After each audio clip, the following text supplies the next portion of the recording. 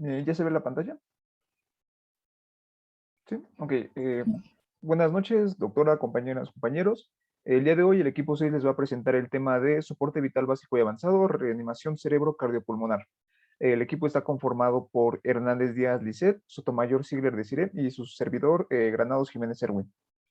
Primero necesitamos comprender un par de definiciones que vamos a usar a lo largo de esta exposición, que es el paro cardíaco cardiorrespiratorio y el paro respiratorio o paro ventilatorio.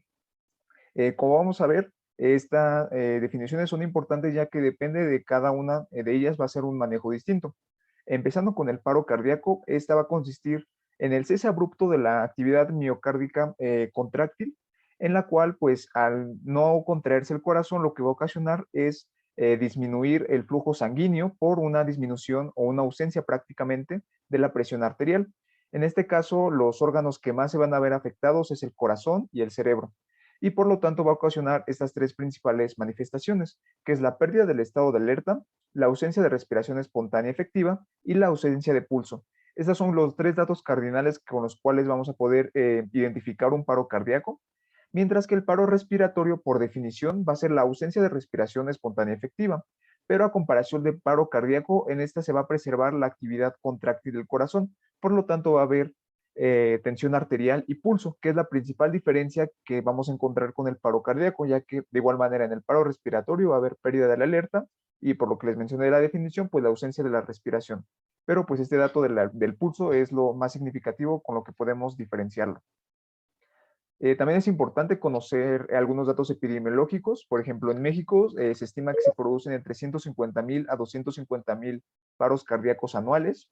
En el ámbito hospitalario, se estima que del 0.4 al 2% de los pacientes que ingresan a estas instituciones y el 30% de los pacientes que fallecen dentro de estas requieren en algún momento de su estancia el uso de maniobras de reanimación cardiopulmonar. En cuanto a la edad, es importante mencionar que hay dos picos en los cuales hay una máxima prevalencia de estas, como es a los 6 meses, debido a la muerte súbita, y de los 45 a los 75 años de edad, principalmente por causas adquiridas, como vamos a ver más adelante. Pero una de las causas a las que se le ha puesto mayor atención es la cardiopatía isquémica, ya que como vamos a ver, pues esta tiene mayores factores de riesgo y lo más importante es que son factores de riesgo que se pueden prevenir, tales como la hipertensión, la diabetes y el tabaquismo. Por lo tanto, pues se le ha puesto más atención a este tipo de causa. La siguiente. Bueno, se propone la reanimación cardiopulmonar, por sus siglas RCP, para modificar la supervivencia de una persona que se encuentra en paro. O sea, que nos estamos refiriendo a un procedimiento que lo que va a permitir es salvar la vida de una persona que presente signos de paro, por ejemplo, apnea, falta de pulso o pérdida repentina del conocimiento. Hay dos tipos de protocolos para RCP, que es el soporte vital básico, por sus siglas BRS en inglés, y el soporte vital cardíaco avanzado, ASLS, que son los temas que pues, abordaremos durante la exposición. Y cabe mencionar que este soporte vital amplía lo que es el concepto de RCP, ya integrando la prevención de PCR, reconociendo las situaciones de emergencia médica, dando alerta a los servicios de emergencia, intervención precoz y sobre todo el soporte respiratorio y circulatorio. ¿Le puedes dar a la siguiente? En cuanto al soporte vital básico, este va a permitir identificar la situación de PCR y realizar una sustitución de la función circulatoria y respiratoria. Como tal, incluye los tres primeros eslabones de la cadena de supervivencia, que ahorita en un momento veremos, y se caracteriza porque puede ser realizado por cualquier persona, no necesariamente personal médico, como por ejemplo los paramédicos, los policías, bomberos, entre otros que también tengan que estar entrenados para realizar el soporte vital básico y que también les conocemos como legos, que es el equivalente al personal no sanitario. Al lado tenemos los pasos que iremos viendo a lo largo del soporte vital, que incluye la identificación de un paro, realizar compresiones torácicas y respiraciones de rescate, y si está disponible y está indicado, pues usar el desfibrilador externo automático o bien DEA. Y abajo, en el caso de soporte vital cardíaco avanzado, por sus siglas en inglés, como decía, ASLS, a diferencia del básico, va a requerir ya medios técnicos y está especialmente dirigido a los profesionales médicos. Este soporte va a incluir procedimientos adicionales, como lo es la terapia con medicamentos, que en su momento veremos. Se pueden asegurar las vías respiratorias con dispositivos avanzados y se va a encontrar y se van a tratar las causas reversibles del paro cardíaco. La siguiente, por favor.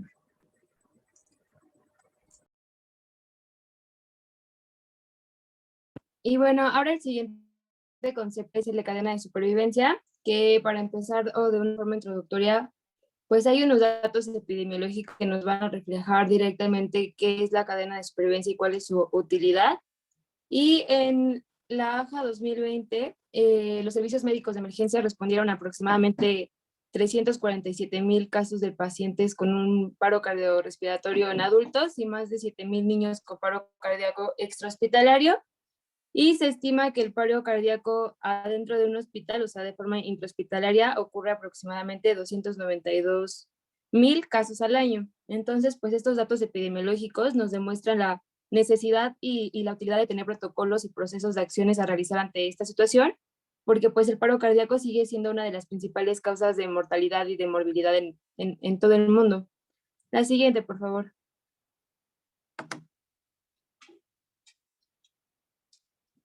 Y bueno, estas son las cadenas de supervivencia, realmente solo es una, pero va a depender la diferencia que usemos, pues dependiendo del contexto del lugar. Sí, la de arriba es la cadena de supervivencia para el paro cardíaco fuera del hospital o extrahospitalario, y la de abajo es para el paro cardíaco intrahospitalario. Entonces, pues estas cadenas de supervivencia lo que van a reflejar son acciones críticas que debemos hacer en forma rápida para maximizar la posibilidad de supervivencia del paciente, o sea, de que saquemos al paciente del paro que está ocurriendo. Y pues son 6 eslabones los que conforman esta cadena, que el primero es reconocer de inmediato el paro cardiorrespiratorio y activar el sistema de respuesta de emergencias, seguido de iniciar la RCP de manera inmediata y de óptima calidad, después la aplicación de la desfibrilación temprana, después iniciar los cuidados cardiovasculares avanzados efectivos, que aquí ya estaríamos utilizando una reanimación avanzada, que más adelante veremos sus características. Después es proporcionar los cuidados posparo cardíaco, esto nos va a ayudar mucho a la evaluación y a poder pues ver los resultados de nuestra reanimación. Y el último es el de la recuperación, se agregó pues recientemente y consta de la recuperación desde el evento agudo a través de una rehabilitación. También vamos aquí a crear planes de acción y de tratamiento para el paciente para poder regresarlo a que sea un individuo activo en la sociedad. Entonces, pues realmente la diferencia entre estas dos cadenas es que la extrahospitalaria, como estamos fuera del hospital, pues va a tener el soporte vital avanzado, que se refiere al transporte hacia algún hospital o a que llegue pues los primeros auxilios y llamamos al 911. Y dentro del hospital, la diferencia o lo que está diferente a la de arriba, pues es que el primer paso que va a ocurrir va a ser el reconocimiento y la prevención temprana justamente del paro cardíaco. La siguiente, por favor. Y bueno, vamos a continuar con el soporte vital básico, vamos a revisar los pasos que lo componen y finalmente revisaremos el algoritmo que nos propone la AJA. Entonces, lo primero que se debe hacer frente a un paro cardíaco es identificar que realmente estemos frente a un paro, ya sea cardíaco o ventilatorio. Para esto contamos de 5 pasos. El primero de ellos es valorar el sitio de reanimación. Para esto, las personas que se encuentren en la zona donde se encuentra el paciente deben asegurarse que, vaya redundancia, la zona se asegura, es decir, que no corra riesgo ni las personas por sí mismo como el paciente. Y una vez que se identifica que la zona es segura, se debe colocar al paciente en decúbito supino. Al colocarlo en decúbito supino, también en una superficie firme. Y bueno, las guías recomiendan que el paciente debe moverse lo menos posible, ya que si se mueve por un mayor tiempo el paciente, pues valga la redundancia, va a permanecer un más tiempo sin compresiones torácicas y por ende sin restitución de flujo sanguíneo. Después de valorar el sitio de reanimación, se debe valorar la respuesta del paciente. Para esto, se debe colocar la persona que se encuentre en la zona a un lado del paciente y sujetarlo de los hombros firmemente mientras le pregunta, ¿está usted bien? Y lo que debe hacer esta persona usualmente pues sería responder. Pero en un paro lo que pasa es que como no se contrae el corazón, va a haber una hipoperfusión cerebral, lo que va a ocasionar la primera característica de los paros, que es la pérdida del estado de alerta. Y con esto la podemos identificar. Pero bueno, hay otras bibliografías que mencionan que en caso de que no responda el paciente a los estímulos verbales, se deben desencadenar maniobras para desencadenar el dolor, como es colocar o comprimir el esternón del paciente con nuestros nudillos, que bueno, si ustedes lo realizan van a ver que es una maniobra dolorosa y en condiciones normales pues el paciente debería responder. Bueno, después de este paso sigue el tercer paso, que es solicitar ayuda. En este caso se deben activar los servicios de emergencia y solicitar un DEA. Recordemos que el DEA es el desfibrilador externo automático. Y aquí tenemos dos circunstancias, dos situaciones. Si en la zona se encuentran dos personas, lo que debe hacer es que una persona continúa con la reanimación mientras le solicita a la otra directamente que active los servicios de emergencia. Pero si la persona se encuentra sola, lo que debe hacer es llamar a los números de emergencia y por ella misma solicitar la ayuda y el desfibrilador externo automático. Pero bueno, en este caso lo que recomiendan es de que al momento de llamar se ponga en altavoz o en manos libres el teléfono, ya que las guías recomiendan que la activación de los servicios de emergencia sea de manera simultánea con el inicio de las compresiones torácicas. Por lo tanto, al poner el teléfono pues en altavoz ya no se tenía que estar pegado y se puede continuar con la reanimación. El siguiente paso es valorar la presencia de respiración espontánea efectiva. La respiración espontánea la debemos valorar por menos de 10 segundos y esta se observa viendo los movimientos torácicos del paciente y escuchando su respiración. En ambos casos debe ser simétrica y regular. Y bueno, para fines de esta exposición y de este tema se considera como ausencia de respiración espontánea efectiva a que de plano el paciente no respire, es decir, que no veamos los movimientos torácicos o que el paciente presente una respiración asimétrica e irregular, que en ocasiones la pueden manifestar las personas como boqueo, jadeo o respiración agónica, tal como podemos ver en este pequeño video. True breathing. Do not confuse it with normal breathing. The victim is in cardiac arrest. En este caso se simula un paro cardíaco y aquí podemos escuchar la respiración agónica.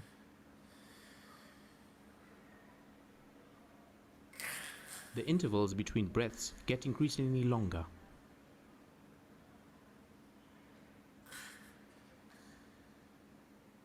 Start. CPR immediately as if the person was not breathing. Aquí lo más importante es no confundir esta respiración con una respiración normal, ya que en ocasiones se estima que un 40% de las personas que sufren un paro cardíaco tienen este tipo de respiración y puede confundirse con una presencia de respiración espontánea efectiva, que en este caso no lo es.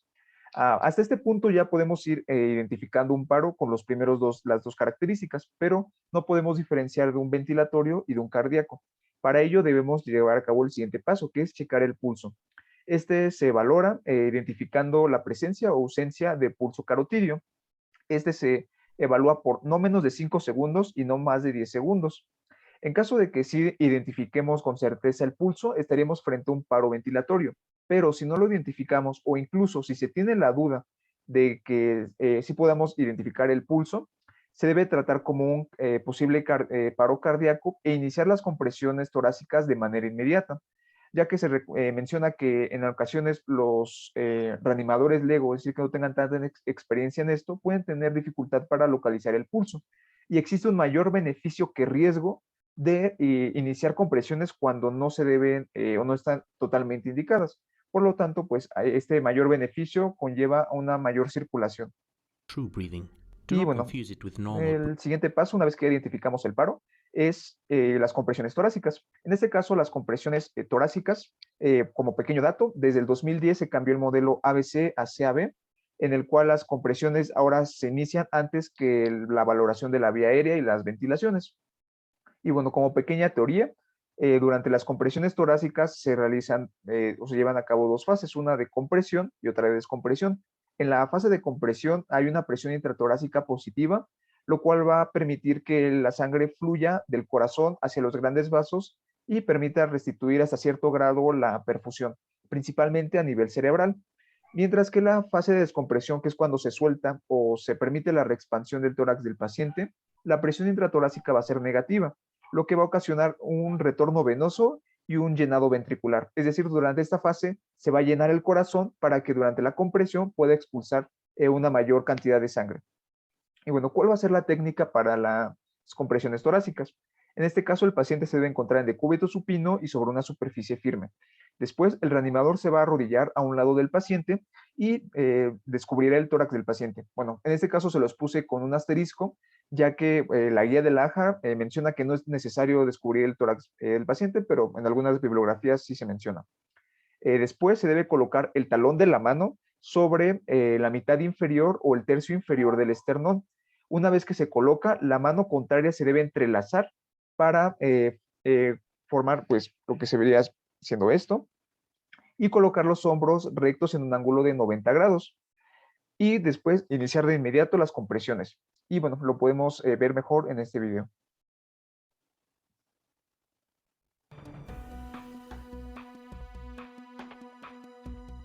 Con el talón de la mano en el centro del pecho,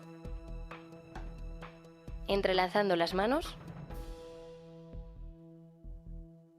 empujando el esternón hacia abajo 5 centímetros, pero nunca más de 6.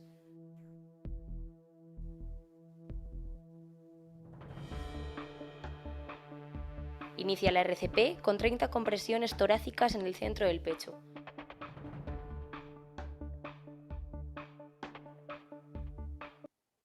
Y bueno, esa es la técnica en la cual se deben realizar las compresiones. Y bueno, existen algunas recomendaciones que nos dicen las guías, como la de la AJA. Por ejemplo, en cuanto a las compresiones torácicas, si hay un reanimador LEGO, se recomienda que solo realice las puras compresiones y bueno, se recomienda que no realice las ventilaciones. Y bueno, si también existe otra persona en la zona, puede realizar un cambio de reanimador cada 2 minutos y de preferencia que no haya interrupciones mayores a 10 segundos. Y estas recomendaciones las podemos explicar con la gráfica de abajo, donde podemos ver que en el eje vertical se encuentra la perfusión coronaria y en el horizontal el tiempo. Como vemos, cuando se llevan a cabo compresiones continuas, va a haber un momento en el que hay una máxima perfusión posible. Pero si por X o Y razón se detienen esas compresiones, va a haber un momento en el que va a disminuir esta perfusión. Y al momento de querer reiniciar las compresiones, lo que va a haber es una perfusión inadecuada. Y se estima que se necesitan entre 10 a 15 compresiones para que se vuelva a la máxima perfusión posible. Por lo tanto, una interrupción de más de 10 segundos realmente no son 10 segundos en los cuales el cerebro no está recibiendo sangre, sino que se pueden volver hasta 15 segundos o más debido a eso que les menciono de la perfusión inadecuada. Y también se recomienda que se realicen compresiones de calidad. Estas deben ser en una frecuencia de 100 a 120, con una profundidad mínima de 5 centímetros y máxima de 6, colocando las manos en el centro del tórax y permitiendo la reexpansión completa del mismo, ya que como vimos en la parte de la teoría, si no se permite la reexpansión completa, no se puede llevar a cabo el llenado ventricular.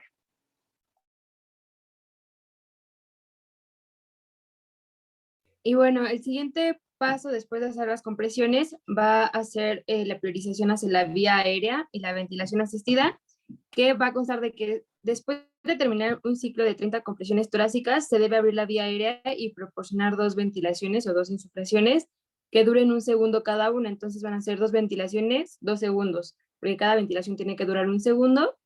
Y el objetivo que tienen que cumplir es generar el suficiente volumen para elevar el tórax. Esto lo vamos a hacer mediante la inspección. En la imagen de la derecha, pues se grafica justamente cómo van a ser esas 30 compresiones, seguida de las 2 ventilaciones, y según el escenario que sea, si es una ventilación boca a boca o con material con mascarilla, con ambú, etcétera, ¿no? La siguiente, por favor. Y bueno, ahora vamos a recordar el paso 1, que fue la identificación del paro cardíaco, donde le preguntábamos al paciente, pues, si nos hacía caso, y también, pues, es prácticamente por inspección y estar revisando al paciente. Y aquí hay que comprobar la ventilación para ver si es un paro cardíaco respiratorio o nada, un paro cardíaco o respiratorio, como nos estaba explicando Erwin. Y pues aquí hay que ver, oír y sentir la respiración para poder comprobar la ventilación. La siguiente, por favor. Y si la ventilación está bien, hay que dejar al paciente que respire y colocarlo en una posición segura. Entonces, ese sería un paro respiratorio en los casos donde sí haya pulso y la respiración sea normal. En ese caso, lo que vamos a hacer es la priorización de la vía aérea. Pero cuando nos encontremos con un paro cardíaco donde no haya pulso y la respiración sea normal, se van a iniciar los pasos de RCP que llevamos hasta ahorita, que son las 30 compresiones seguida de 2 ventilaciones de 1 segundo cada una. La siguiente, por favor. Y bueno, para poder hacer esto, existen dos técnicas para poder tener una apertura de las vías aéreas. La más utilizada es la de cabeza-mentón y también tenemos la de la tracción mandibular. La técnica de cabeza-mentón consiste en colocar una mano en la frente del paciente y empujar con la palma hacia atrás, y con los dedos de la otra mano la vamos a colocar por debajo de la mandíbula y elevar el mentón. De esta forma pues vamos a abrir las vías aéreas. Y la segunda técnica va a ser la de la tracción mandibular, en donde vamos a colocar ambas manos a los lados de la cabeza del paciente, colocando los dedos por debajo del ángulo de la mandíbula, y vamos a presionar y desplazar la mandíbula hacia adelante. Y esta técnica se suele utilizar cuando se sospeche que el paciente también tiene una lesión cervical. La siguiente, por favor.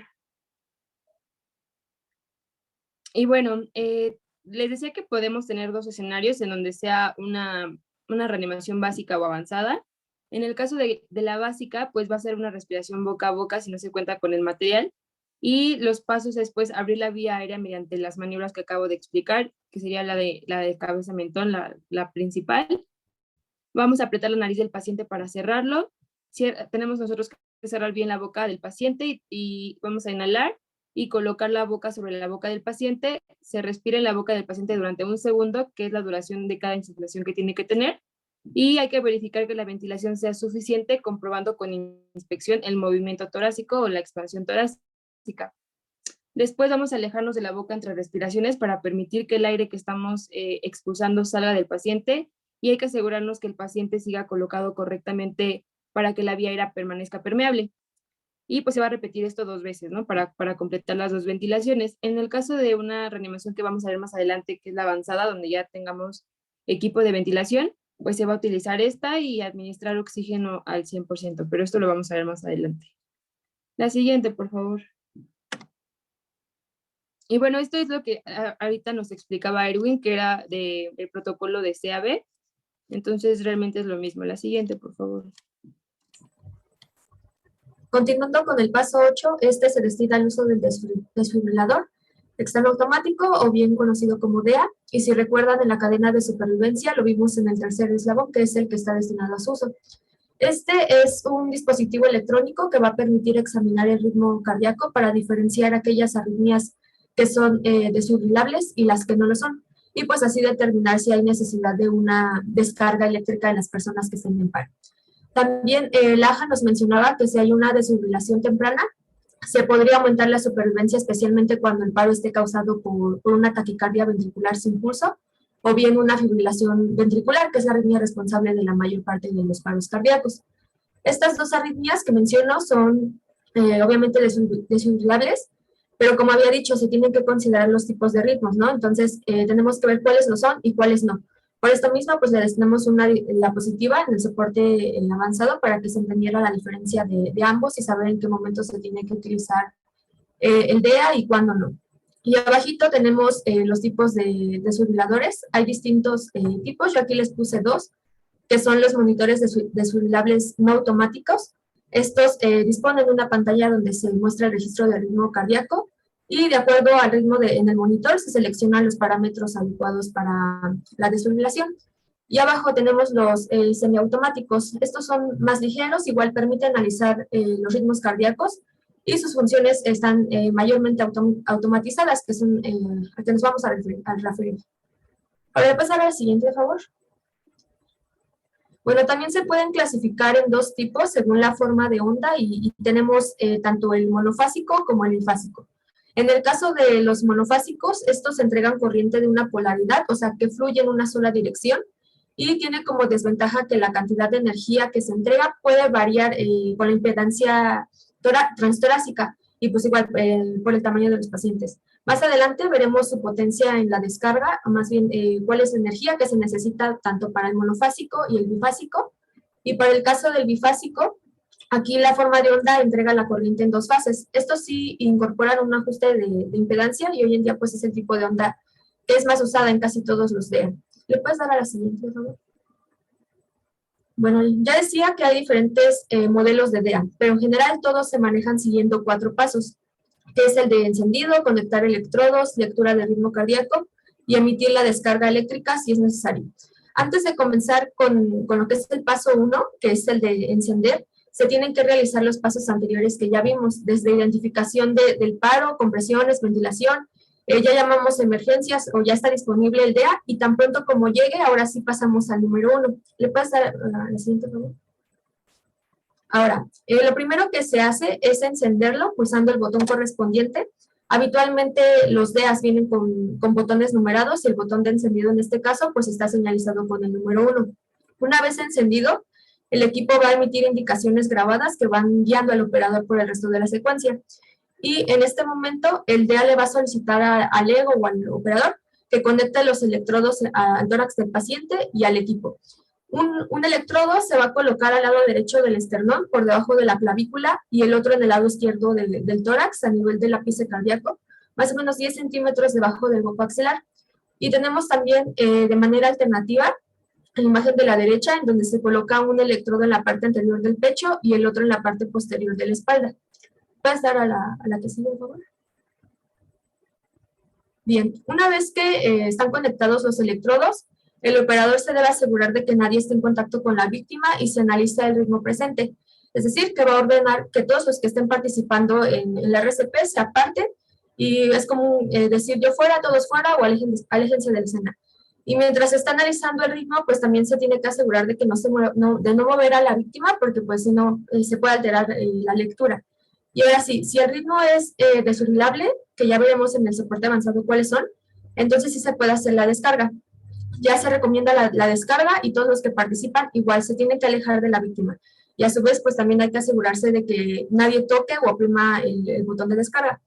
Ahora, ya que se hizo la descarga, se vuelve a reiniciar la RCP por 5 ciclos más, con una relación de 32 compresiones-ventilaciones. Es decir, 30 compresiones seguido de 2 ventilaciones cada ciclo. Serían 5 ciclos consecutivos que se pueden llevar a cabo en 2 minutos más o menos. Y una vez que se finalizan estos 5 ciclos, se vuelve a analizar el ritmo y se hace la descarga. La que sigue, por favor. Y aquí en esta tablita solo se hacen las especificaciones en caso de que sean 2 reanimadores. Es la misma secuencia, pero en este caso un reanimador puede realizar las compresiones torácicas y el otro la respiración artificial, o al principio uno continúa con la RCP mientras el otro comienza a colocar el DEA. Y también se pueden ir turnando cada 2 minutos si es que hay agotamiento. Ahora, ¿qué pasa si el DEA no recomienda la descarga? Cuando pase esto, se tiene que reiniciar inmediatamente las maniobras de RCP, como ya hemos explicado anteriormente, y no se tiene que interrumpir hasta que llegue emergencias o alguien calificado para tomar el relevo, o bien que la víctima pues sí ya comience a respirar, ya comience a moverse, ya está respondiendo. ¿Le puedes dar a la siguiente, por favor?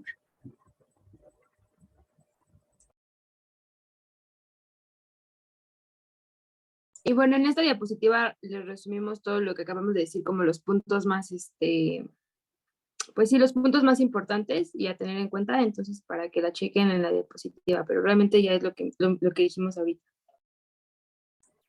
La siguiente, por favor. Bueno, ¿hasta cuándo debemos terminar la reanimación? Estas son las reglas de finalización de reanimación que nos maneja la AJA, y hay que considerar 3 situaciones. Si se cumple con estas 3, donde el paro cardíaco no fue presenciado, donde no ha habido retorno de la circulación espontánea o donde no ha habido desfibrilación previa al transporte, si se cumplen con estas 3, podemos considerar terminar la reanimación y considerar al paciente muerto en la escena. Pero si no se cumplen estas condiciones, se debe continuar con la RCP hasta que llegue al hospital, y pues ahí se determinará si se tiene que detener la RCP o no. ¿Te puedes dar a la siguiente, por favor?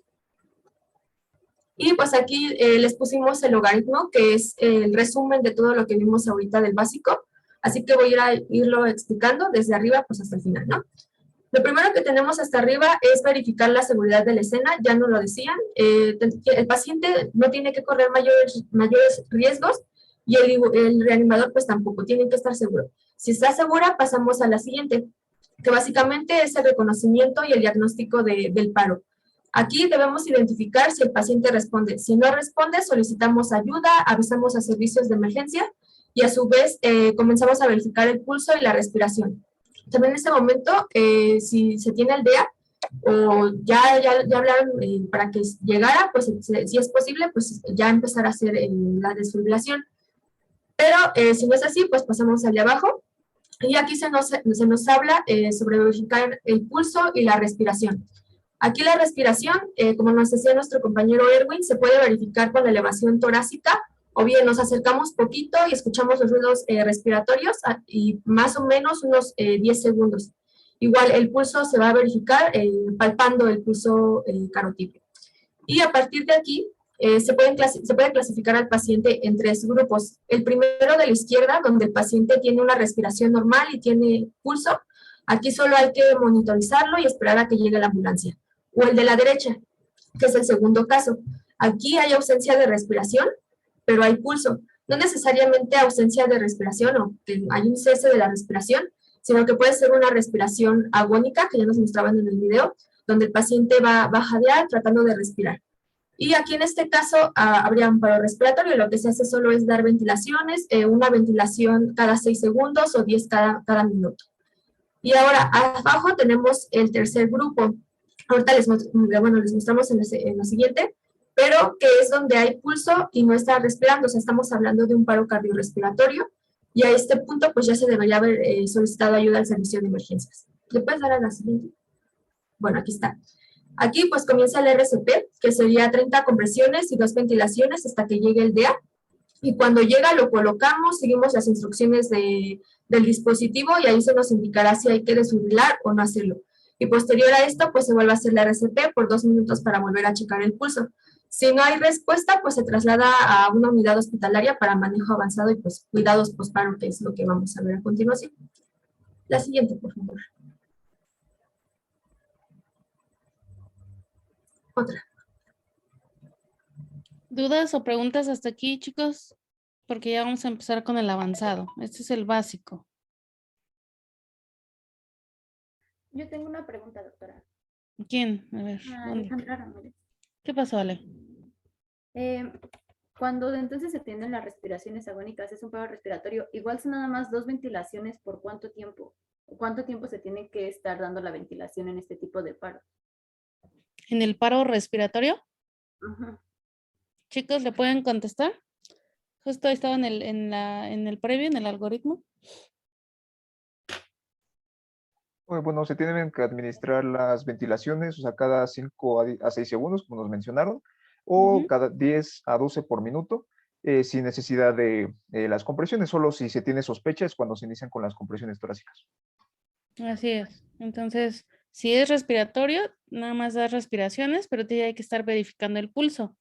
Recuerden que el paro respiratorio finalmente te va a llevar a un paro cardíaco, ¿no? En cuestión de 2-3 minutos. Entonces, pues es nada más tratando de evitar el paro cardíaco, ¿no? Si es un problema ventilatorio de manera inicial. Pero sí, es cada 5 a 6 segundos. Ale, no sé si contestamos tu pregunta. Gracias. ¿Alguien más? Lo importante, identificar la parada cardiorrespiratoria, ¿no? En este vital básico, es básicamente, como lo comentaban sus compañeros, en un área prehospitalaria, que pues básicamente se puede hacer en cualquier lugar y cualquier persona lo debería de poder hacer, ¿no? Como en otros países en donde desde la escuela nos dan ya este tipo de cursos, que seríamos los reanimadores legos cuando no somos parte de algún personal de salud, y cualquiera puede identificar un paro cardiorrespiratorio, se supone, y dar por lo menos las medidas básicas en lo que llega los que sepan más. Se supone que se hace hasta que llega el experto, ¿no? Los paramédicos están bastante bien capacitados para hacer esto en lo que llegan a una unidad de urgencias. Ustedes han visto que los DEAs están en varios lugares públicos actualmente. ¿Dónde han visto desfibriladores? En áreas públicas.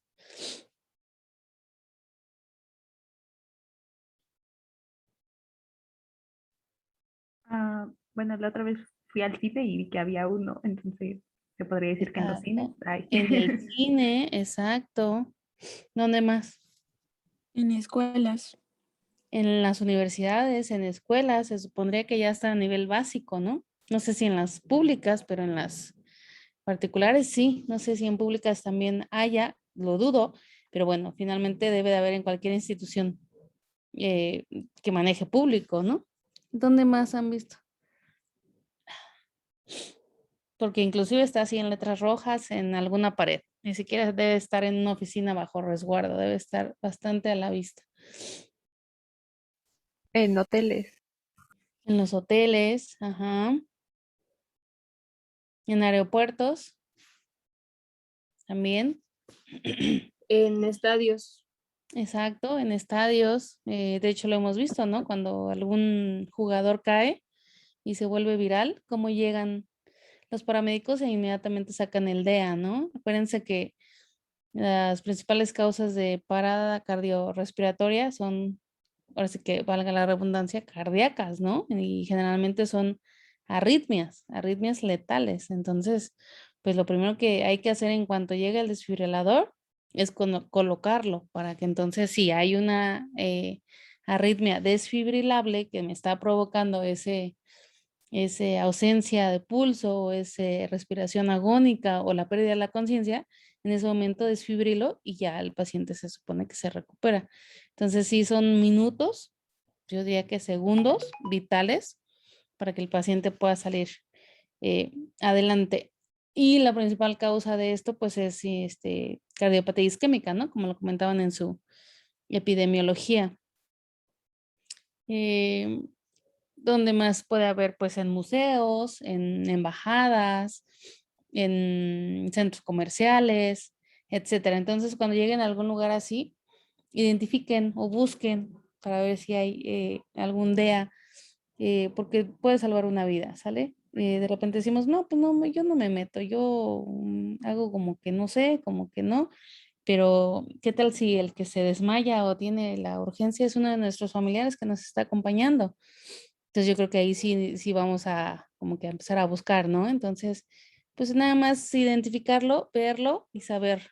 El DEA te dice todo, te dice inmediatamente, nada, lo único que tienes que hacer es encenderlo y él te va diciendo los pasos. Ya los DEAs que usamos en el hospital ya son semiautomáticos, entonces ya generalmente te dan como que la instrucción y todavía tenemos algunos manuales que también uno hace todo, ¿no? Porque pues son muy antiguos y no somos tan, en hospitales privados deben de tener como que los más nuevos, ¿no? Pero bueno, hay de todo. Entonces, identificar la parada y otra cosa que les quería recalcar es inmediatamente activar el sistema de emergencia. Si ustedes están solos o inclusive aunque tengan mucha gente ahí nada más viendo, si no activan el sistema de emergencia, pues jamás va a llegar la ayuda y por más que ustedes estén dando compresiones, dando respiraciones o estén con el DEA, si no llega alguien a ayudarlos, pues te van a pasar ahí las horas, ¿no? Entonces, acuérdense, siempre identifiquen la parada e inmediatamente activen el sistema de emergencia y después ya siguen todos los pasos. ¿Alguna otra duda?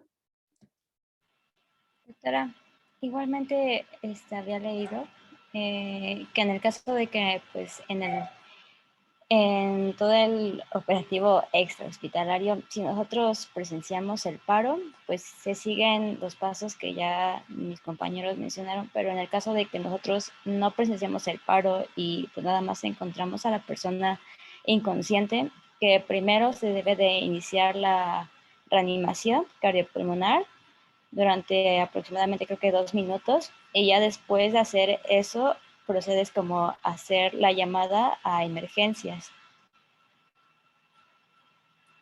O sea, si no es presenciado, inicia reanimación, porque no sabes cuánto tiempo lleva el paciente caído, bla, bla, bla, ¿no? Y en el caso de que sea presenciado, sí, inmediatamente activas el sistema de emergencia, así es. Y esto aplica más para bebés. En el, ¿cómo se llama? En el de reanimación neonatal, porque se ha visto que los bebés es más, digamos que más importante el tiempo y ellos hacen más paradas cardiorrespiratorias por problemas respiratorios, por falta de oxigenación.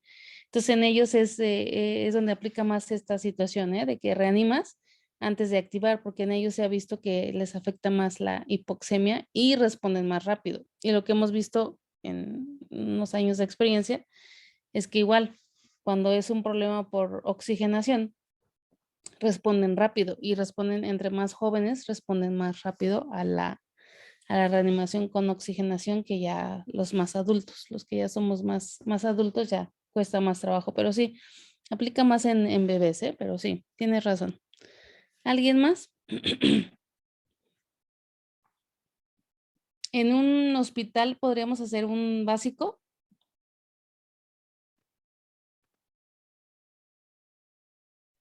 Pues ya Eh, directamente el avanzado, ¿no? Exacto, te vas al avanzado, pero finalmente si no tienes el equipo por el momento, pues sí, te vas al básico, ¿sale? En lo que generalmente, ¿qué pasa en un hospital? En un hospital todas las áreas deben de estar capacitadas para dar reanimación. Desafortunadamente no es así. Desafortunadamente la única área que la mayoría cree y que está más capacitada pues, es un servicio de urgencias. Y un servicio de urgencias, inclusive un área de choque, que es donde llegan los pacientes pues graves, digamos, listos para reanimar. Pero si un paciente está en la consulta externa, está en el baño, está en la farmacia, está en el laboratorio, está en los pasillos, está en la sala de espera y presenta un paro cardiorrespiratorio, pues obviamente vamos a empezar con, aunque estemos en un hospital, vamos a empezar con lo básico, ¿no? Porque acuérdense que la primera causa de obstrucción en un paciente inconsciente, ¿qué es?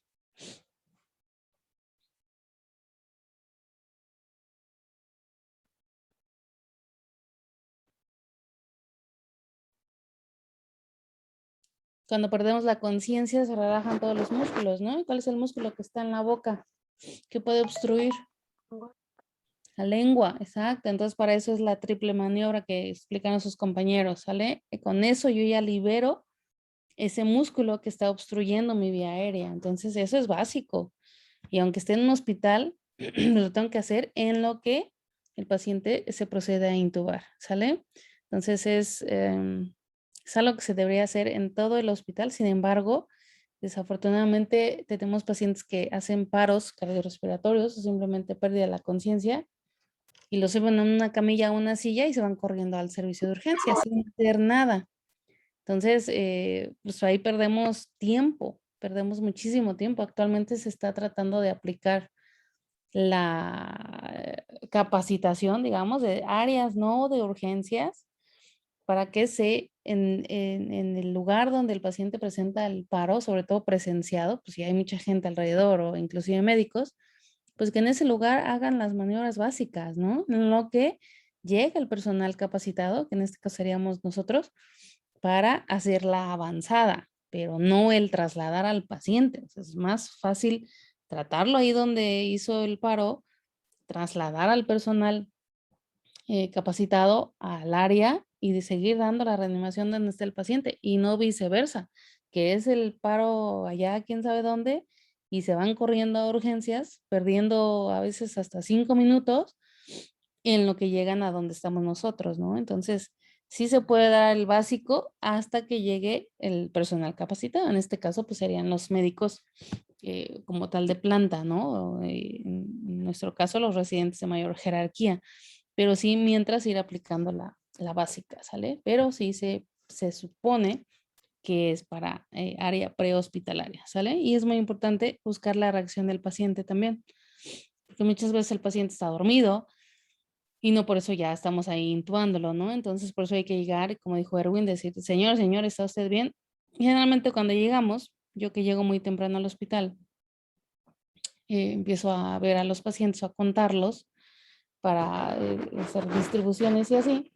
Entonces ya de repente veo algún paciente así medio quieto y pues ya como que me le quedo viendo y llego y lo empiezo a tocar y ya, pues estaba dormido, ¿no? Y así como que cuando ya no hice, ya no activé el sistema de emergencia, ¿no? Porque qué tal si empiezo yo acá con mi escándalo y el paciente nada más estaba dormido.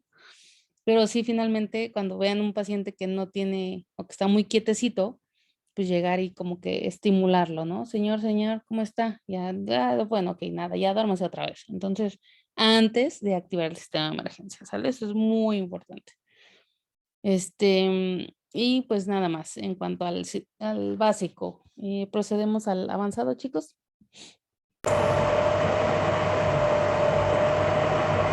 Otra, por favor. Bueno, estos son los pasos que se van a realizar en el avanzado. Es el logaritmo. Lo iremos viendo durante las siguientes diapositivas. Y básicamente lo que se va a ver es desde una RCP básica, evaluar el ritmo y pulso. Se puede hacer la desfibrilación si es un ritmo desfibrilante. Se van a agregar medicamentos de reanimación y se van a checar las causas reversibles, que es lo que era las HS y las TESIS. ¿Me puedes dar a la siguiente, por favor? Bueno, como paso número 1 es seguir las recomendaciones para el soporte vital básico. Se debe realizar RCP durante al menos 2 minutos antes de la primera comprobación del ritmo, y este RCP pues no se tiene que interrumpir excepto para comprobar tanto el ritmo como el pulso. Y pues recordemos que los pasos del básico irían desde la identificación hasta compresiones torácicas, y pues también se puede considerar la colocación de un dispositivo avanzado para la vía aérea, solo en caso de que pues sea necesario y sin que haya una interrupción importante de la RCP. ¿Le puedes dar a la siguiente, por favor? Y pues de primera mano, el método recomendado en los minutos iniciales del RCP es la ventilación con el dispositivo bolsa mascarilla, el BMV, o también lo conocemos como bolsa MU. Y si las ventilaciones son adecuadas, se puede comprobar con la elevación del tórax visible en cada ventilación. Y si las ventilaciones pues no son efectivas, podremos indicar insertar dispositivos supraglóticos o el tubo endotraqueal. La siguiente, por favor. Bueno, estos se utilizan, como decía, únicamente si la ventilación con la mascarilla resulta inadecuada. Y este método se va a utilizar o se va a suspender hasta que ya vayamos a empezar con la desfibrilación, o bien que ya se recupere la circulación espontánea. Y una vez que colocamos el dispositivo avanzado en la vía aérea, pues las ventilaciones van a ser cada 6 segundos, que sería una cada 6. Y vamos a utilizar estos, que podría ser una mascarilla laringea, un tubo laringio, o bien usar el tubo endotraqueal, que pues sí se considera un buen método. Sin embargo, si no hay un buen entrenamiento, pues va a tener un gran número de fallas y errores. Por eso mismo, pues se tiene que contar con el personal entrenado, y si no, pues no hacerlo para no correr riesgos. ¿Me puedes dar a la siguiente, por favor? Ahora, para checar el ritmo, se recomienda hacer una pausa en la RCP no más de 10 segundos, y nos arrojaría 4 ritmos de paro reconocidos, que son los desfibrilantes y los que no lo son. En los ritmos desfibrilantes se va a incluir lo que es la fibrilación ventricular y la taquicardia ventricular sin pulso. Aquí la fibrilación ventricular sería la presencia de actividad eléctrica irregular, sin complejos QRS identificables, normalmente de frecuencia cardíaca mayor a 300 latidos por minuto. Y abajo tenemos la taquicardia ventricular, que se caracteriza por una frecuencia mayor a 100 latidos por minuto, con complejos QRS anchos y, pues, como dice aquí, mayor a 120 milisegundos. ¿Le puedes dar a la siguiente, por favor? Bueno, tenemos también la actividad eléctrica sin pulso y la sistolia, que son los ritmos no desfibrilantes. En el caso de la actividad eléctrica sin pulso es donde hay presencia de cualquier ritmo, ya sea bradiarritmia, taquiarritmia o ritmo sinusal, que no sea obviamente taquicardia ventricular. Y también aquí hay ausencia de pulso carotidio palpable. Y abajo tenemos la sistolia, que es la ausencia de ritmo cardíaco, y encontramos una línea isoeléctrica. La siguiente, por favor. Bueno, aquí ya tenemos los 4 ritmos, que los desfibrilables y los que no lo son.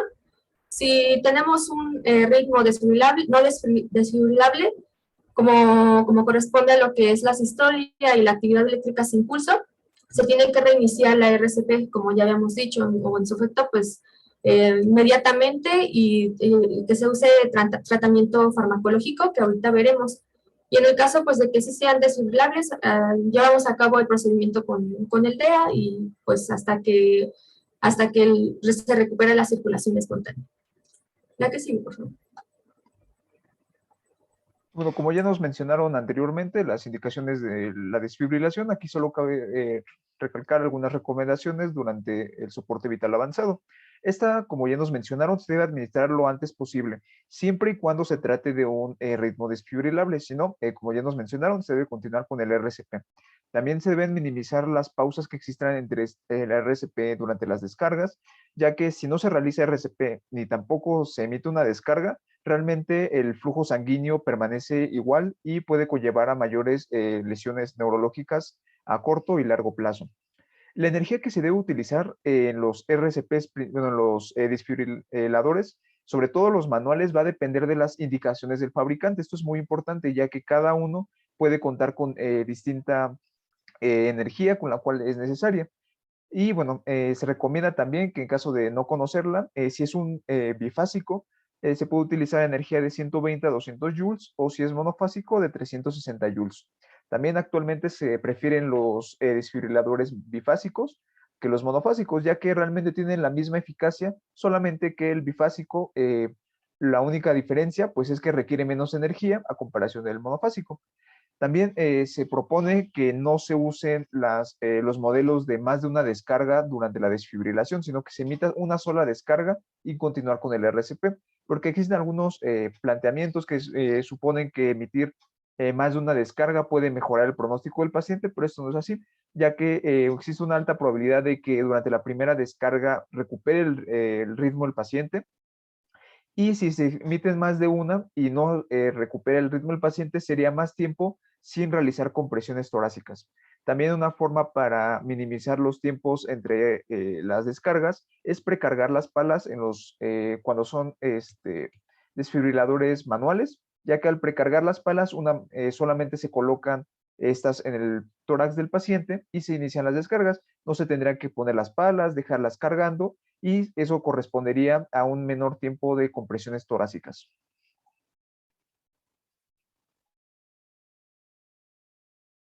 Y bueno, entonces otro punto destacable de la reanimación avanzada es el uso de medicamentos para la reanimación.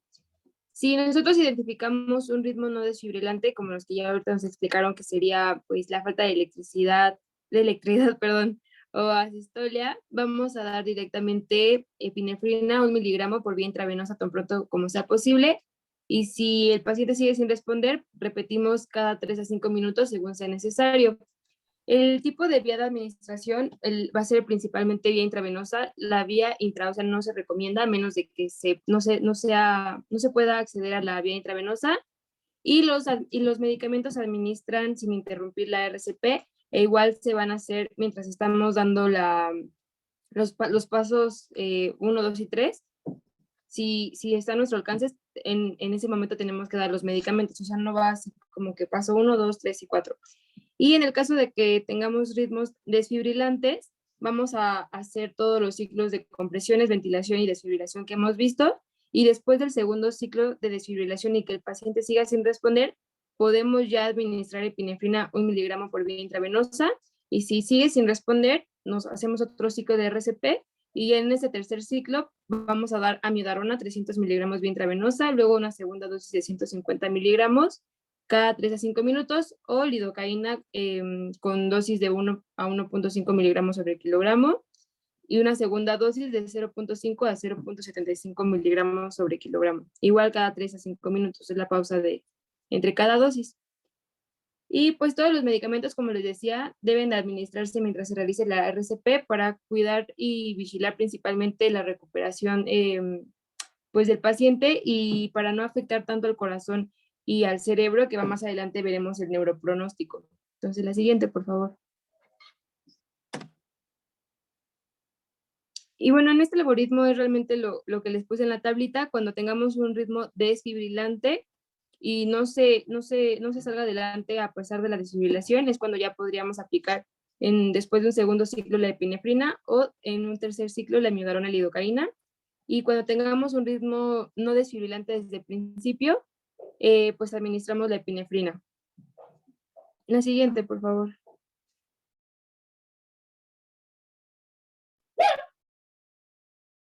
Ay, perdón.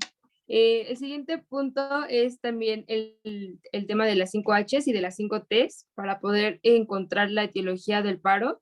o en sí las causas reversibles. Este paso también lo vamos a hacer mientras estamos dando la reanimación, o sea, entre el paso 1 y el paso 4.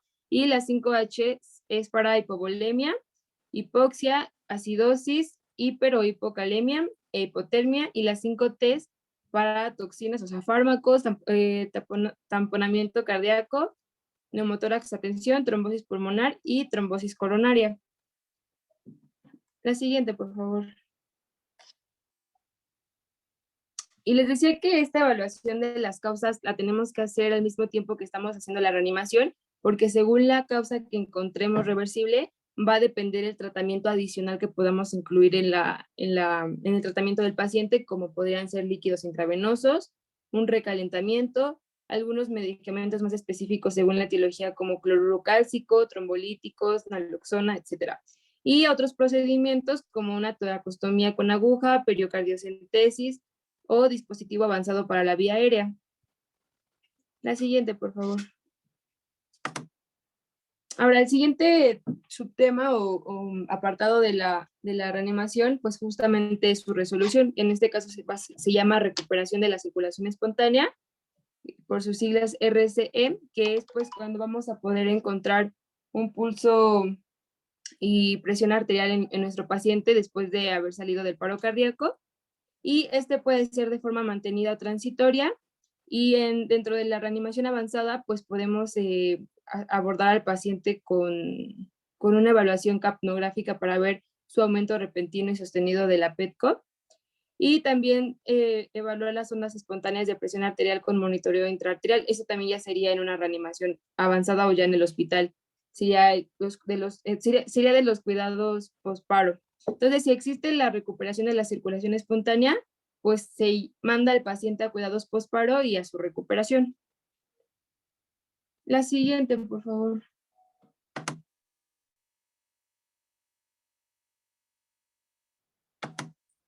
También va a depender mucho el tiempo en la que tarde el paciente en llegar a la recuperación de la circulación, pues va a ser directamente proporcional a su neuropronóstico y también al pronóstico y la evaluación que le vamos a hacer cardíaca.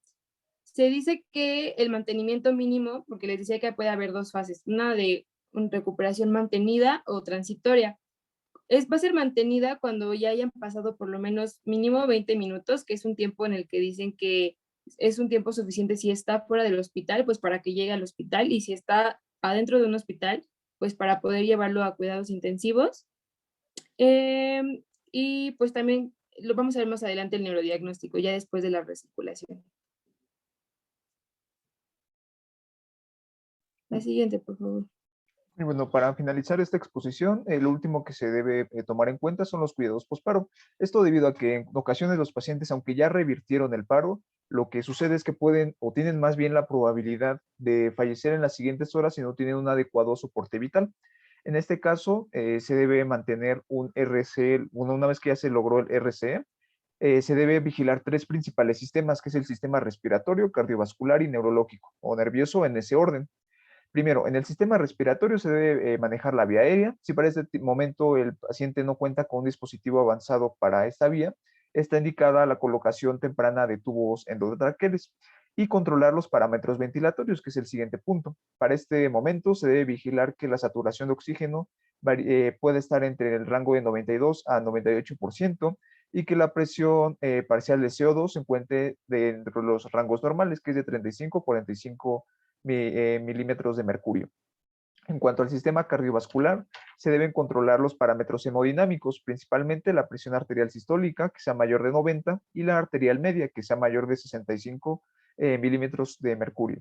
Para esto se puede utilizar soluciones como cristaloides, inotrópicos o vasopresores, que serían los que encontramos en esta tabla con sus respectivas dosis.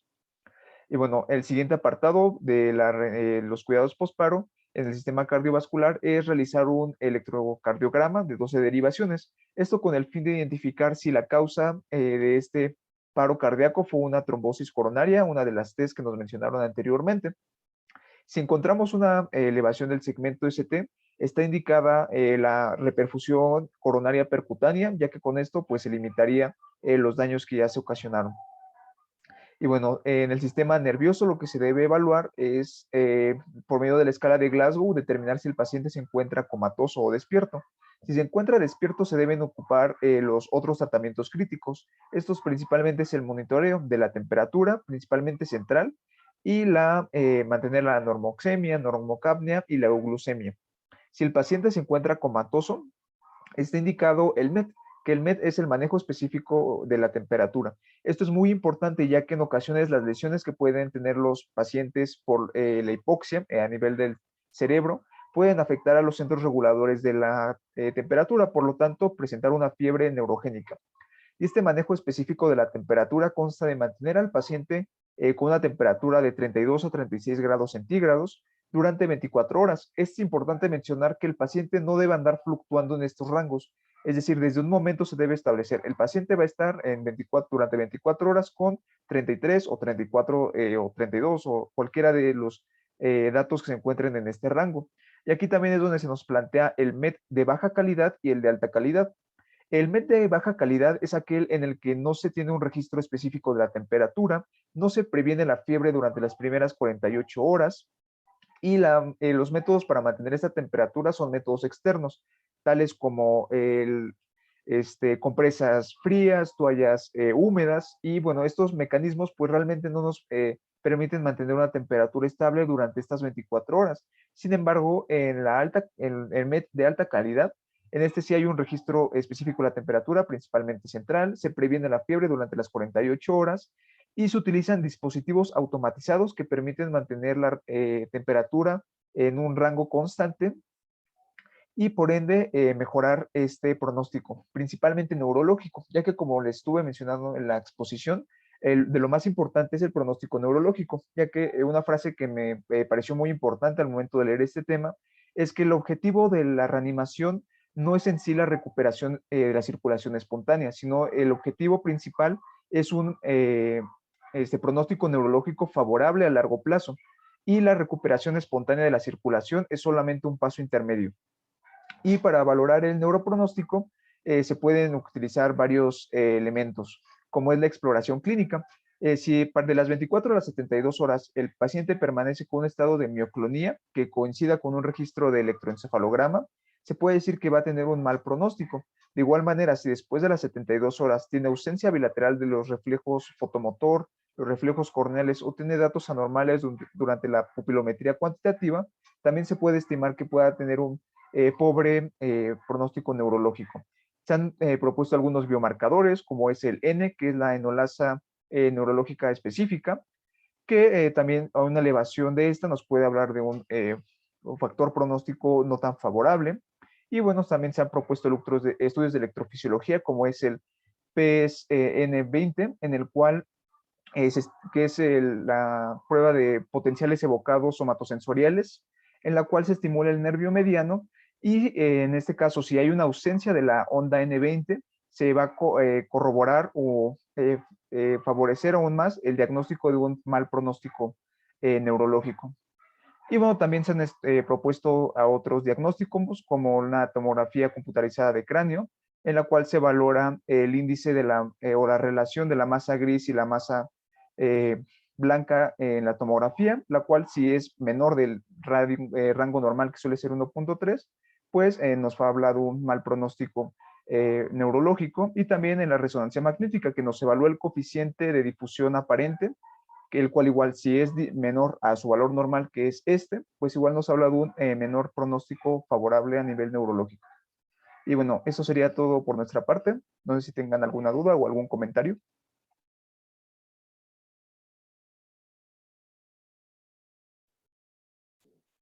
¿Dudas, preguntas, chicos? El avanzado, pues básicamente ya, como bien lo dijeron sus compañeros, ya involucra pues más insumos y al igual que más insumos, más capacitación del personal que lo va a realizar. Y esto nos lleva al siguiente tema del siguiente equipo. Si no hay dudas o preguntas aquí. Y ya sobre la práctica, pues lo van a ver mucho mejor, ¿no? Y repito, la idea no es que salgan de aquí urgenciólogos, pero sí tener los conocimientos básicos para atender una emergencia, ¿no? Que sea en lo básico que ya habíamos dicho. Doctora, tengo una duda. ¿Qué pasó? En el caso de la ventilación, pues había leído más que nada que las ventilaciones no se deben de hacer a no ser que tú conozcas directamente a la persona o esa persona sea familiar tuyo, ya que al hacerlo con un desconocido, pues realmente no sabes si te estás arriesgando a algún contacto con una enfermedad, ya sea pues viral o otra infección. Entonces, que en dado caso de que no se tenga con, digamos, una mascarilla o la mascarilla que mencionaron de ambú, se deba de realizar solamente las compresiones y no las ventilaciones. Pero pues sí, no sé qué tan ideal sea eso, de únicamente hacer compresiones. Sí, efectivamente, eso estaríamos hablando del básico, ¿no? Que es donde podrías dar las ventilaciones de rescate. Ya en un hospital o ya con el avanzado, precisamente los insumos, pues ya tendríamos a la mano cualquier barrera que se puede utilizar para dar las ventilaciones. En este caso, lo ideal es la mascarilla ambú. Sin embargo, si efectivamente presencias un paro y el paciente no está ventilando, no se recomienda, a menos que tengas una barrera que evite que haya un intercambio, un contacto con su piel, alguna lesión o con sus mismas secreciones, no se recomienda que des ventilaciones, ¿sale? Recuerden que la regla de oro en estos pacientes o en estas situaciones es la del yo-yo, ¿no? Primero yo, después yo y por último yo.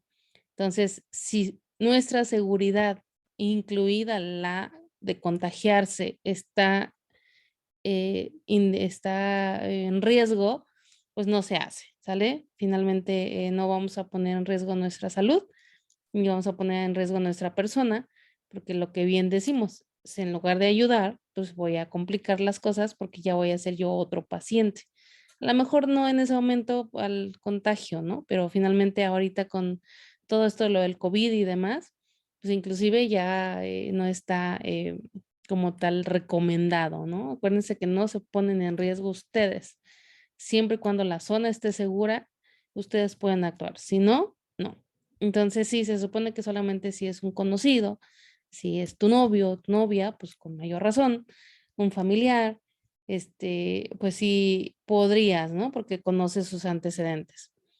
Independientemente del lazo afectivo que haya, conocemos los antecedentes de esa persona que es un familiar y podemos correr menos riesgo, ¿no? A que si es alguien desconocido. Entonces, eventualmente el dar las puras compresiones en un paciente que tiene una parada respiratoria, pues no va a ser suficiente, ¿estamos de acuerdo? Pero pues no nos vamos a arriesgar tampoco. Ajá, si lo único que puedes hacer es dar compresiones, pues das compresiones hasta que llegue el personal capacitado con los insumos capacitados. Se supone que cualquier persona que ha tomado un curso de reanimación, que hemos tomado de BLS o ACLS, nos regalan unas mascarillas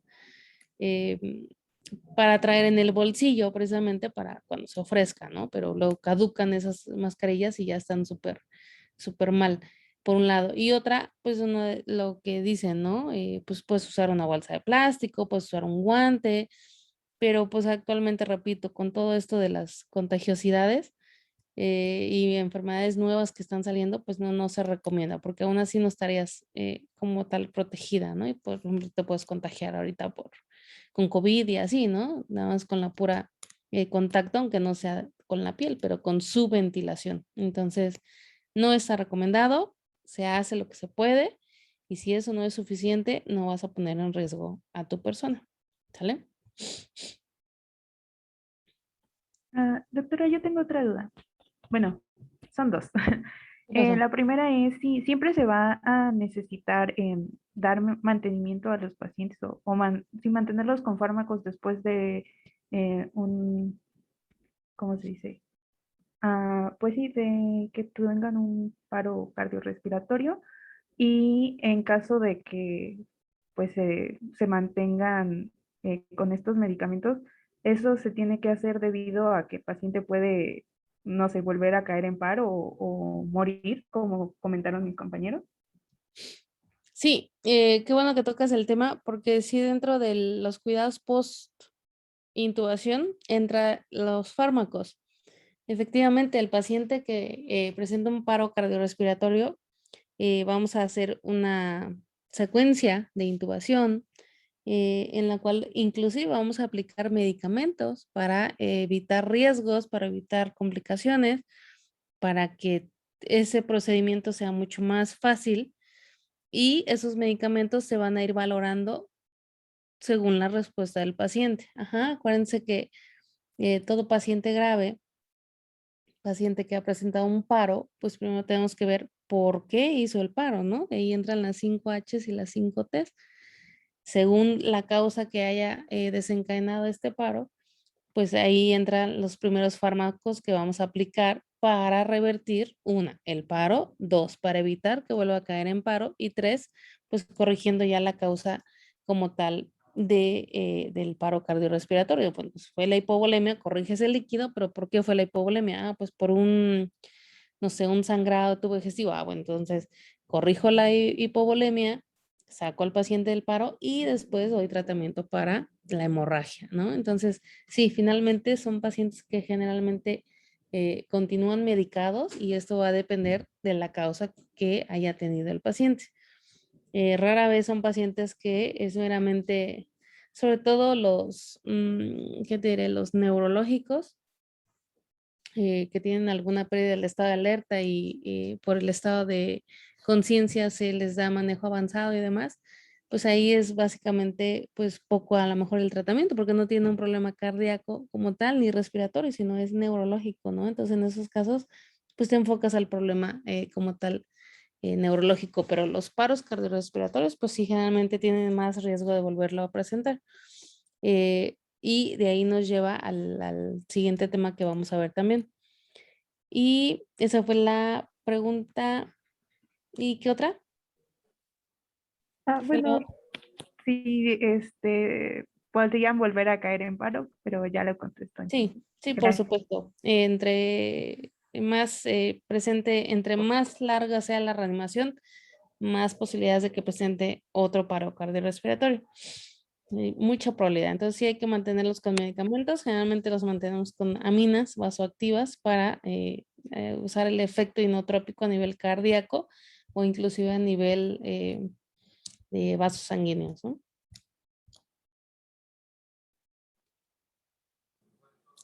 ¿Alguien más? Yo. En el soporte avanzado, respecto a la ronda, bueno, a los medicamentos, ¿como cuántas rondas son las máximas que podemos emplear o en qué momento sabemos como cuándo parar? Por ahí lo mencionaron, los que expusieron. ¿Recuerdan cuáles son las indicaciones para suspender una reanimación? Bueno, en caso de que no se haya visto el paro, que no se hayan dado, bueno, en el avanzado, si no se vio cuando el momento en el que el paciente se desvaneció, en caso también de que vio que no haya recibido RCP el paciente, que no haya el retorno de la circulación y si no se administraron descargas, que son los 4 o la regla de los 4 criterios para identificar si no si se puede más que nada suspender el paro, aunque también mencionaban que después de los 20 minutos es como el límite de tiempo que se puede tener. Así es, son 20 minutos lo que establece la ley precisamente para, pues, se ha visto que ya después de esto la función neurológica está gravemente afectada, entonces por más buena reanimación que yo esté otorgando al paciente, después de 20 minutos ya hay muerte neuronal irreversible y pues básicamente ya no es factible, digamos, seguir una reanimación de más de 20 minutos. Por un lado, entonces, si el medicamento lo vamos a estar administrando después de cada ciclo, después de cada radio, que son 5 ciclos, son cada 5 minutos, pues ahí hacemos cuentas y generalmente son unos cuatro rondas, dirías tú, de medicamentos y de reanimación, ¿sale? Pero es lo que conlleve a 20 minutos máximo. ¿Qué es lo que establece la ley? Gracias. Sí, Pi. ¿Alguien más?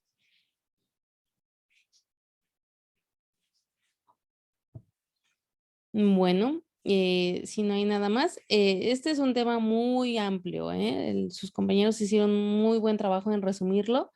Los algoritmos básicamente es un resumen de todo lo que se puede exponer, nada más a manera más detallada. Muy bien por el equipo, me gustó. Fue pues básicamente lo que habíamos dicho, abarcar tiempos cortos porque no podemos abarcar más tiempo. Pues básicamente hay que leer, hay que regresar y leer nuevamente todo, porque si esperamos que con esto yo ya sepa lo que es RSCP, pues no. Acuérdense que es mucha información y se puede ir desglosando parte por parte y llevarnos días con esto. Pero bueno, es lo básico, tener una idea y en nuestros tiempos libres, pues volverlo a leer, ¿sale?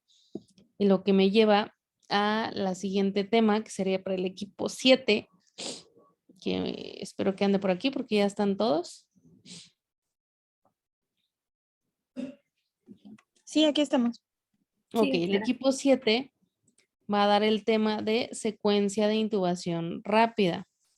Esto entra en el ACLS avanzado, ajá, o en el ACLS.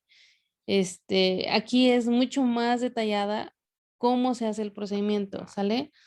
Hay 7 P's, que es preparación, bla, bla, bla, bla, y algo que hablaron sus compañeros ahorita, que son los cuidados post-reanimación. Son todas las P's que tenemos que hacer. Esta secuencia de intubación rápida generalmente se hace en los servicios de urgencias, pero se llama así, porque es rápida, es algo que tenemos que hacer en los primeros 5 minutos de que detectamos al paciente, básicamente en paro. Entonces lo necesito bien detallada desde la preparación, hay que hablar del material, cómo se escoge el material, qué material necesitamos. En la premedicación y en la presedación habla de medicamentos que se usan antes para sedar, para relajar, qué medicamentos, qué dosis, para qué sirve cada medicamento. Y esto va a contestar un poquito la pregunta que hicieron hace rato, ¿no? De qué medicamentos se usan en los pacientes, para qué. Como tal, el procedimiento de la intubación, cómo se hace. Pueden poner videos, hay ya un chorro de información en videos para que sea más entendible, etcétera, ¿sale? Entonces, ese es un tema también que necesito que abarquen detalladamente, pero que no superen pues los 60, 90 minutos, ¿no? Para que no se nos haga tan pesado. Ese sería el equipo 7 para la siguiente clase. Y de tarea les voy a dejar otro, ¿qué fue lo que les dejé? Un mapa conceptual para hacer otro mapa igual a mano sobre la pirámide diagnóstica. Por favor, eso es para todos. Pirámide diagnóstica. Yo creo que ya lo han hecho, ya lo han revisado en los primeros semestres, pero quiero que lo entreguen hecho a mano. Y otra vez antes de, bueno, a fecha límite este domingo. Ajá. Porque inclusive como no me estaba llegando la carpeta, dije a lo mejor entendieron mal y todos lo están mandando hasta el último domingo, pero ya después salí de dudas. Entonces sería hasta el domingo 13, porfa, chicos, para la tarea. Y la exposición sería para el 22. Ajá, sí serían 15 días. Y esto si es que no regresamos al hospital. Yo creo que ya pronto ya vamos a estar en el hospital, ¿eh? Entonces, de todos modos, como es incierto, pues yo sugiero que el equipo 7 prepare su tema y ya vemos, ¿no? Conforme avanza esto del regreso al hospital. Pero la tarea sí la necesito, esa sí la necesito para el domingo, por favor, de todos. Igual en la carpeta Drive. ¿Dudas, preguntas, comentarios, quejas? Comentario para el equipo expositor. Buenos comentarios o comentarios constructivos. Recuerden que todos estamos en el mismo barco. ¿Algún comentario para sus compañeros? Una exposición buena y completa y entendible. Felicidades. Así es. ¿Alguien más? Sí, fue una muy buena exposición y yo creo que nos explicaron los puntos claves de cada paso, entonces me gustó mucho. Felicidades. Igualmente ayudó mucho que complementaran con los videos, o sea, eso sí sirvió demasiado.